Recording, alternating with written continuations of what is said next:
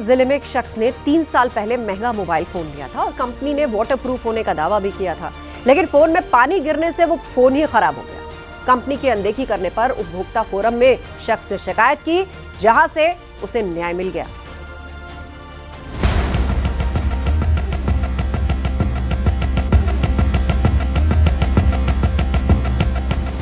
पीड़ित शक्ति विकास पांडे ने दिसंबर 2022 में एक जानी मानी कंपनी का मोबाइल फोन खरीदा था। काफी महंगा फोन था। 3 साल पहले इस फोन को खरीदने के लिए उन्होंने 1,57,998 रुपए चुकाए थे। कंपनी ने फोन के वाटरप्रूफ होने का दावा किया था। 1.5 साल से ज्यादा तक तो मोबाइल फोन ठीक चला, लेकिन पिछले साल सितंबर के महीने में उनके फोन पर पानी गिर गया और उसने काम करना बंद कर दिया। कंपनी ने दावा किया कि ये एक वाटरप्रूफ मोबाइल है जो पानी पड़ने पर खराब नहीं होगा, लेकिन फोन के वाटरप्रूफ होने का दावा पूरी तरह गलत निकला। इसके बाद उन्होंने कंपनी के सर्विस सेंटर में मोबाइल को रिपेयरिंग के लिए भेजा, लेकिन इसके बाद भी मोबाइल फोन ठीक नहीं हुआ। पीड़ित ने मोबाइल विक्रेता से फोन बदलने की बात कही, लेकिन उसने एक नहीं सुनी। इसके बाद ग्राहक ने थक हार कर कार्रवाई करने का फैसला लिया। कंपनी के ध्यान न देने से परेशान होकर ग्राहक ने जिला उपभोक्ता आयोग में शिकायत की। इसके बाद उन्हें वहां से राहत मिली। आयोग के अध्यक्ष ने मोबाइल कंपनी को फोन की पूरी कीमत 10% ब्याज के साथ देने के आदेश दिए। इसके साथ ही 30,000 रुपए हर्जाना देने को भी कहा है। उपभोक्ता फोरम जो है संत कबीर नगर में इन्होंने दावा दाखिल किया। इनके दावे में जो है जो आदेश पारित हुआ उसमें जो है 1,58,000 की जो मोबाइल का दाम था, उसके साथ साथ 30,000 रुपए की क्षतिपूर्ति भी इन्हें प्राप्त हुई। इस तरह उपभोक्ता फोरम ने एक ग्राहक को उसका अधिकार दिलाया, जिस पर पीड़ित ग्राहक ने आभार जताया है। 1.25 लाख तक न्याय के लिए भटकते कस्टमर को अब इंसाफ मिलने से सुकून मिला है। संत कबीर नगर से अमित अग्रहरी के साथ ब्यूरो रिपोर्ट, न्यूज़ 18।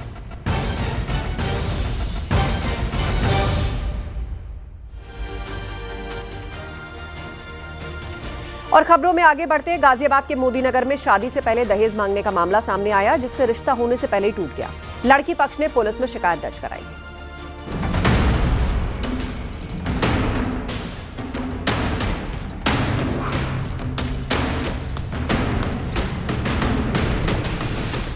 दहेज की डिमांड नहीं हुई पूरी, शादी होने से पहले टूट गई। हमारे देश में दहेज लेना और इसकी मांग करना गैर कानूनी है, लेकिन फिर भी आए दिन दहेज को लेकर मामले सामने आते हैं। गाजियाबाद के मोदी नगर में एक शादी को 8 दिन बचे थे। शादी की तैयारियां जोरों शोरों से चल रही थी। रिश्ते नातेदारों को शादी के कार्ड बांटे जा चुके थे। शॉपिंग भी हो रही थी, लेकिन तैयारियों के बीच लड़का पक्ष और लड़की पक्ष में ठन गई। लड़की पक्ष ने आरोप लगाया कि लड़के वालों ने शादी से पहले दहेज की डिमांड रख दी। इसमें 11 लाख रुपए और कार की मांग रखी गई थी। लड़की पक्ष ने मांग पूरी करने से मना कर दिया। इसके बाद रिश्ता बिगड़ा और शादी टूटने की कगार पर आ गई। लड़की पक्ष मोदी नगर थाने में पहुंच गया, जिसके बाद लड़के वालों के खिलाफ शिकायत दर्ज कराई गई। हमारा अभी रिश्ता पक्का हुआ था। खिंदोड़ा के रहने वाले हैं, मोदी नगर में रहते हैं, शिवपुरी गली नंबर 2 में। तो आज के हम सगाई करने आ रहे थे, तिलक करने के लिए आए हुए थे। 18 तारीख की शादी है। तो ये दिन पे दिन डेली हमने सामान भी भेज दिया। ये कभी तो गाड़ी की मांग कर रहे थे कि ये गाड़ी दो, फिर ये बाद में कहते अब ये नहीं ये दो। हमने सामान भेज दिया। तो इसी तरीके से ना 4-5 दिन से हमें ऐसे बहला फुसला रहे थे। लड़की पक्ष की तरफ से ये भी कहा जा रहा है कि लड़के पक्ष वाले शादी करने में आनाकानी कर रहे थे। इतना ही नहीं, किसी दूसरी लड़की से भी शादी की बात चल रही है। हम सगाई करने आ गए तो इन्होंने हमारी जगह और भी दूसरे लड़के वाले बुला रखे हैं, लड़की वाले अपनी लड़की की शादी करने के लिए, और हमें गुमराह कर रहे हैं कि नहीं भाई तुम आ जाओ, हम शादी कर देंगे, ये है वो है। तो हमने मना कर दिया कि भाई हम इस तरीके से फिर तैयार नहीं है। आप आज हमारे सामान को बेकार बता रहे हो, कल को हमारी बेटियों को परेशान करोगे। और जब तुमने हमारे रिश्ता पक्का कर रखा है तो दूसरी जगह से आप बुला किस वजह से रहे हो, किस लड़की वाले को क्यों बुला रहे हो? तो गुमराह कर रहे हैं। मोदी नगर से मुरादनगर के कन्नौजा गांव में बारात आनी थी, लेकिन दहेज के आरोपों के बीच शादी टूट गई। फिलहाल पुलिस मामले की जांच में जुटी हुई है। गाजियाबाद से रोहित सिंह के साथ bureau report, news 18, UP Uttarakhand. Hathras Nagar Palika board की बैठक में हंगामा खड़ा हो गया। समस्याओं के निदान के लिए पार्षद मीटिंग में पहुंचे थे। एक पार्षद ने तो जोकर के भेस में पहुंचकर विरोध प्रकट किया।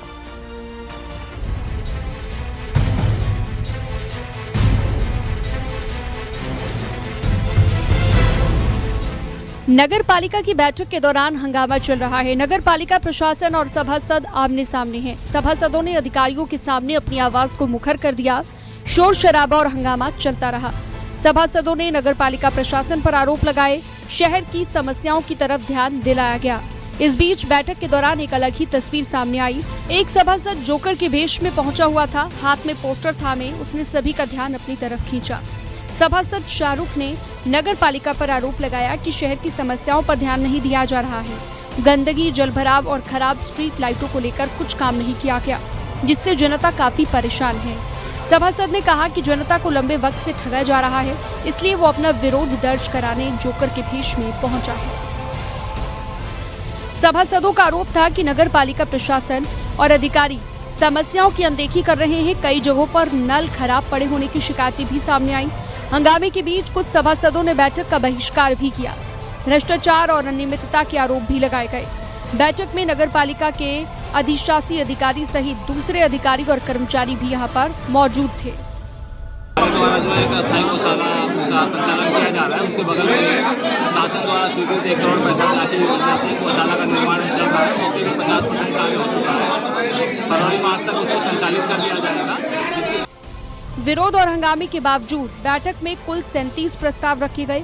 बाद में सभी प्रस्ताव पारित हो गए और ये सभी प्रस्ताव निर्माण, विकास और दूसरे कामों के लिए थे।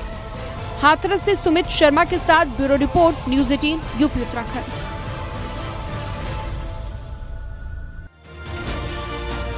राजस्थान में जैसलमेर बॉर्डर पर तीनों सेनाओं ने युद्धाभ्यास किया। दुश्मन को यह संदेश देने की कोशिश की कि अगर आंख दिखाने की कोशिश की तो अंजाम पहले से ज्यादा खौफनाक होगा।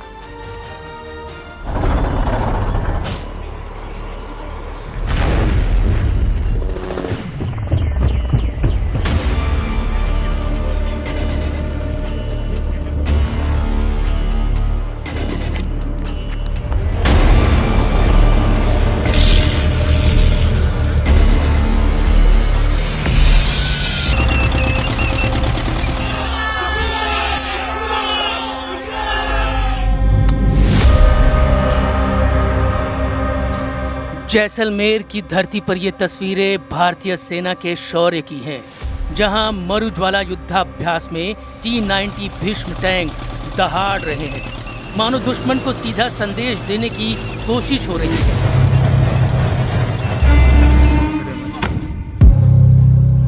मेरे पीछे जो दिखाई जा रहे हैं रेड फ्लैग के अंदर, ये दुश्मन की टेरिटरी है और सामने की तरफ आपको नज़र आ रहा है ये भारतीय सेना के जो T-90 टैंक है, अटैक टैंक्स हैं, वो आगे बढ़ रहे हैं इस वक्त। और ये आप देखिए कि किस तरीके से कोऑर्डिनेशन इफेक्ट के साथ में, यानी कि वायुसेना और थल सेना दोनों मिलकर, उसके बाद में देखिए कि यहाँ सबसे पहले रेकी करते हैं दुश्मन का इलाके को, फिर उसके बाद में यहाँ पर, और उसके बाद में इस समय T-90 टैंक से अटैक किया जाता है।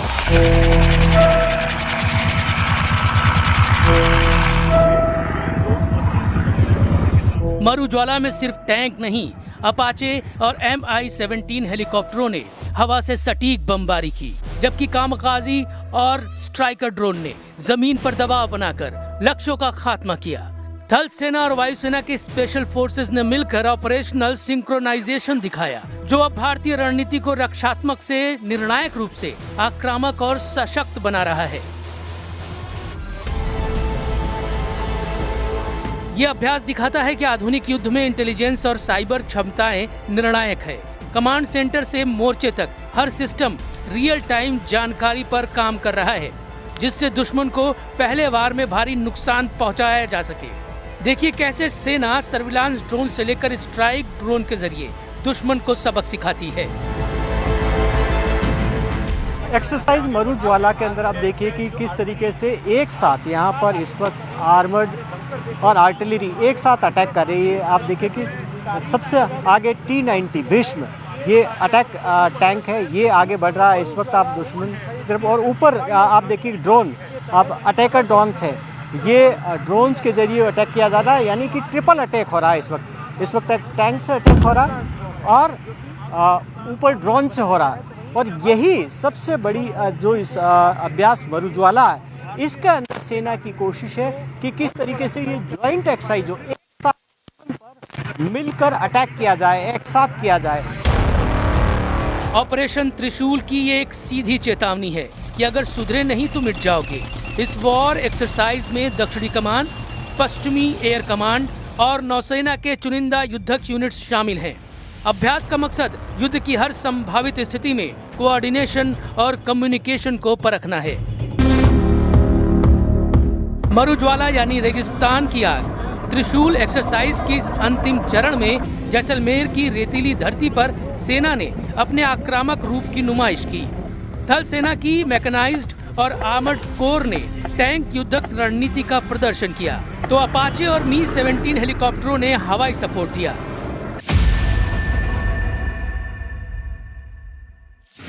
इस युद्धाभ्यास के दौरान अत्याधुनिक टेक्नोलॉजी का इस्तेमाल भी किया गया।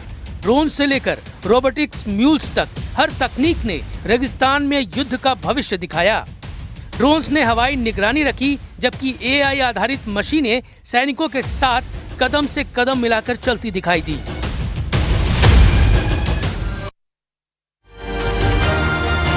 मध्य प्रदेश के छिंदवाड़ा में एक बाबा कंबल से लोगों का इलाज करने का दावा करता है। यह भी दावा है कि पिछले 50 साल से कंबल को नहीं धोया गया।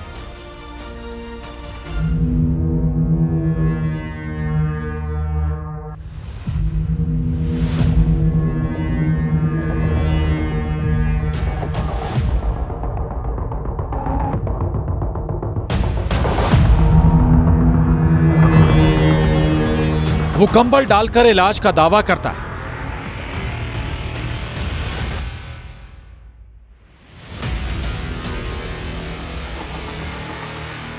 कंबल डालकर बीमारी ठीक करने का दावा।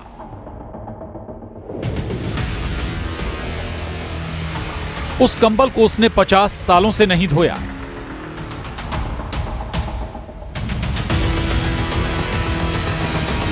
कंबल वाले बाबा का अंधविश्वासी खेल। अंधविश्वास कहें या लोगों की अज्ञानता, एक बाबा जो सिर्फ कंबल ओढ़ाकर लोगों की पुरानी से पुरानी बीमारी ठीक करने का दावा करता है।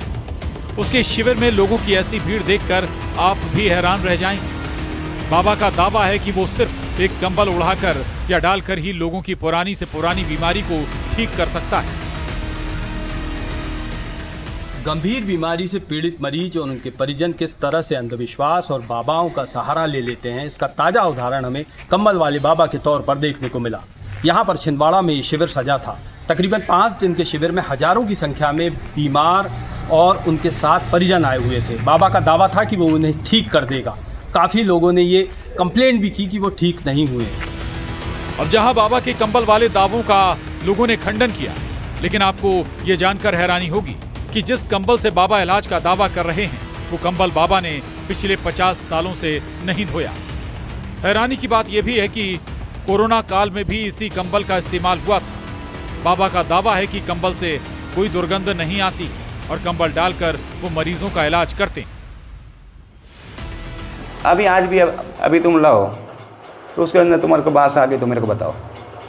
बस भी अभी मैंने उतार दिया कंबल, लेकिन उसको तुम कोई भी सूंघ लो, अगर बांस भी आई तो मुझे बताओ।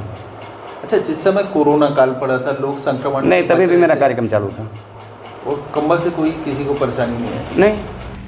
बाबा के इस दावे ने एक अलग बहस छेड़ दी है।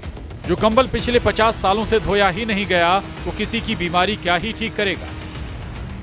छिंदवाड़ा के चंदन गांव में कंबल वाले बाबा के नाम से मशहूर गणेश यादव के दावों को लेकर पहले भी स्वास्थ्य विभाग की टीम कार्रवाई कर चुकी। बावजूद इसके बाबा के शिविर में भारी भीड़ देखने को मिली थी। फिलहाल बाबा के कंबल को 50 सालों से नहीं धोने के दावे पर जारी बहस के बीच डॉक्टर्स ने चेतावनी दी है कि बाबा के फर्जी इलाज से लोग और भी ज्यादा बीमार हो सकते हैं। जो कंबल 50 सालों से नहीं धुला, वो लोगों की सेहत बहुत ज्यादा खराब कर सकता है। ये एक उदाहरण है। अंधविश्वास का खेल आपकी सेहत के लिए कितना खतरनाक साबित हो सकता है। उत्तराखंड जैसे पहाड़ी राज्य में हादसे वक्त नहीं देखते। कई बार रात के अंधेरे में राहत बचाव मुश्किल हो जाता है, लेकिन अब एसडीआरएफ तकनीक के सहारे से अंधेरे को मात देने की तैयारी में है। ये खास रिपोर्ट देखिए।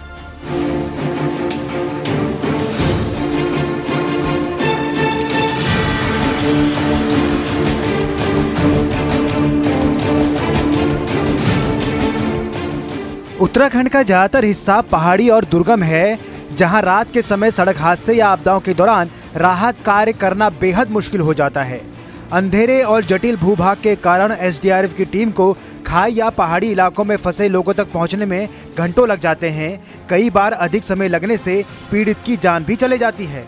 लेकिन अब नाइट विजन ड्रोन इस मुश्किल को काफी हद तक आसान बना देंगे। नाइट विजन ड्रोन आ जाएंगे तो खाई या जंगल जैसे इलाकों में फंसे लोगों की लोकेशन फौरन मिल जाएगी, जिससे रेस्क्यू का वक्त कम होगा और जानें बचेंगी।